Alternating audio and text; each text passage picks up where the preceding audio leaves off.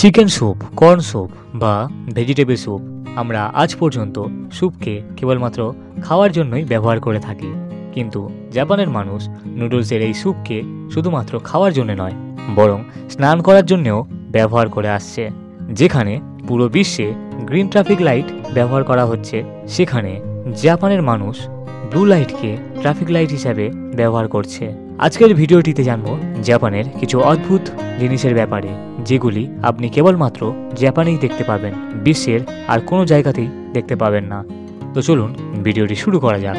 Number 12, আপনি hot steam bath বা cold বাথের নাম তো শুনেইছেন, কিন্তু কখনো নুডলস বাথের নাম শুনেছেন? না শুনলে আজকে শুনে নিন। জাপানে নুডলস এবং পর্ক স্যুপে স্নান করাটা খুবই কমন একটি জিনিস। জাপানিরা মনে করেন নুডলসের এই স্যুপে স্নান করলে স্কিনে কোলাজেন উৎপন্ন হয়, যা স্কিনকে তরতাজা রাখতে সাহায্য করে।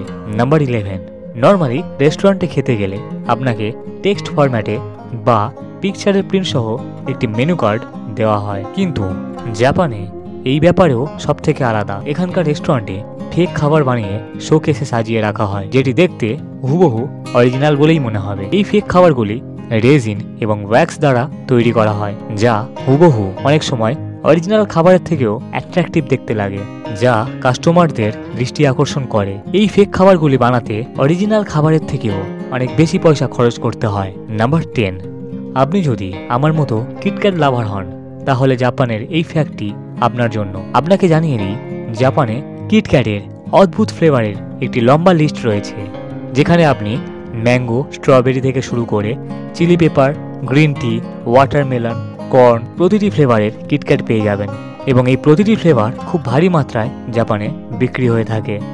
নাম্বার 9, 1978-এ একজন জাপানিজ গ্রাফিক ডিজাইনার সর্বপ্রথম কিউব আকৃতির তরমুজ ইন্ট্রোডিউস করান। এই আইডিয়াটি এতটাই পছন্দ হয় যে জাপানিজ ফার্মাররা এই তরমুজ উৎপাদন করা শুরু করে। একটি স্পেশাল কন্টেনারের সাহায্যে এই তরমুজকে উৎপাদন করা হয়। এই কিউব আকৃতির তরমুজ আমদানি রপ্তানির ক্ষেত্রেও অনেক সুবিধাজনক, কারণ এটির জন্য অনেক কম জায়গা লাগে, সাথে ফ্রিজে রাখতেও অনেক সুবিধা, কারণ এটি গড়িয়ে পড়ে যায় না। পরবর্তীকালে ডেকোরেশন পারপাসে এই তরমুজকে কিউব ছাড়াও আরও বিভিন্ন শেপ দেওয়া শুরু করা হয়। নাম্বার 8, জাপানের সাবওয়েতে স্টাফ ওয়ার্কারদের একটি অদ্ভুত কাজ করার জন্য স্যালারি পেতে আপনি দেখতে পাবেন। এদেরকে বলা হয় পিপল পুশার্স, যাদের কাজ হলো ট্রেনের দরজা বন্ধ হওয়ার আগে যাত্রীদের ধাক্কা দিয়ে ট্রেনের মধ্যে প্রবেশ করানো। ধাক্কা দিয়ে ট্রেনের মধ্যে ঠেলে দেওয়াই এদের কাজ। কি অদ্ভুত, তাই না? নাম্বার 7, আমাদের দেশে 2 থেকে 3 ঘন্টা ট্রেন এখানে ডিলে হওয়াটা খুবই কমন একটি ব্যাপার। এমনকি ইউএস, ইউকে এর মতো দেশেও একই রকমই অবস্থা, কিন্তু জাপান এখানে বাজিমাত করে দিয়েছে। জাপানে ম্যাক্সিমাম 58 সেকেন্ড ট্রেন লেট হয়ে থাকে, তাও খুবই রেয়ার। আপনাকে বলে দিই, আপনি যদি জাপানে ট্রেনে করে অফিস বা কোনো মিটিং অ্যাটেন্ড করতে যান, আর ট্রেনের জন্য আপনার গন্তব্যস্থলে পৌঁছাতে লেট হয়ে যায়, সেক্ষেত্রে আপনাকে একটি সার্টিফিকেট দেবে তাদের ডিলে হওয়ার জন্য, যেটি আপনি আপনার অফিসে শো করতে পারেন। নাম্বার 6, জাপানে জলকে বাঁচানোর জন্য একটি ইউনিক পদ্ধতি ব্যবহার করা হয়। এখানে টয়লেটে সিঙ্কের জল সোজা নর্দমায় না গিয়ে এটি টয়লেট ট্যাঙ্কে জমা হয়, যা ফ্ল্যাশের জন্য ব্যবহৃত হয়, অর্থাৎ একই জল 2 বার ব্যবহার করা হয়। নাম্বার 5, জাপানি কালচারে 4 সংখ্যাকে অ্যাভয়েড করা হয়, কারণ তাদের কাছে 4 হলো আনলাকি নাম্বার। কোনো ইভেন্টে একসাথে 4 জন গেস্ট বা কোনো রেস্টুরেন্টে একসাথে 4টি টেবিল, এসব কিছুই আপনি কখনোই দেখতে পাবেন না এখানে। এমনকি আপনি লিফটে কখনো 4 নাম্বারের বাটন দেখতে পাবেন না। নাম্বার 4, পুরো দুনিয়ার মানুষ মায়োনিজকে স্যান্ডউইচ বা কোনো ফ্রাইয়ের সাথে খেতে পছন্দ করেন, কিন্তু জাপান এই মায়োনিজকে আইসক্রিমের টপিং হিসাবে বা প্যানকেকের টপিং হিসাবে ব্যবহার করে আসছে।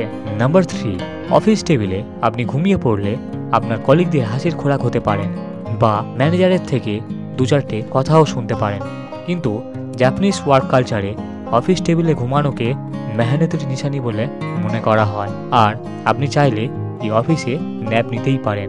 নাম্বার 2, দুনিয়ার প্রতিটি কোণে ট্রাফিক লাইটের কেবলমাত্র 3টি কালারই আপনি দেখতে পাবেন, রেড, ইয়েলো এবং গ্রিন। কিন্তু জাপান এমন একটি দেশ যেখানে গ্রিনের বদলে ব্লু লাইট দেখতে পাওয়া যায়। এর পিছনের রহস্য হলো এখানকার ল্যাঙ্গুয়েজ।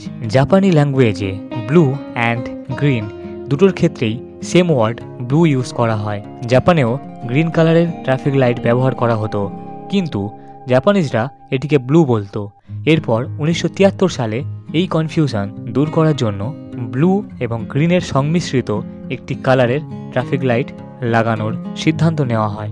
নাম্বার 1, জাপানি কোনো রেস্টুরেন্টে যদি আপনি একা খাবার খেতে পছন্দ না করেন, তাহলে আপনার কোম্পানি দেওয়ার জন্য, আপনার একাকিত্ব দূর করার জন্য রেস্টুরেন্টে স্টাফ কার্টুন ক্যারেক্টার রয়েছে, যেগুলি আপনি আপনার সামনের টেবিলে রেখে একাকিত্ব দূর করতে পারেন, যেমনটি আপনি এই ছবিতে দেখতে পাচ্ছেন। ফ্রেন্ডস, জাপানের এই অদ্ভুত রীতিনীতিগুলির মধ্যে কোনটি আপনি নিজের দেশে দেখতে চান তা অবশ্যই কমেন্টে জানাবেন। ভিডিওটি ভালো লাগলে লাইক এবং শেয়ার করে দেবেন এবং এরকমই ইন্টারেস্টিং ভিডিও পেতে চ্যানেলটিকে অবশ্যই সাবস্ক্রাইব করে দেবেন।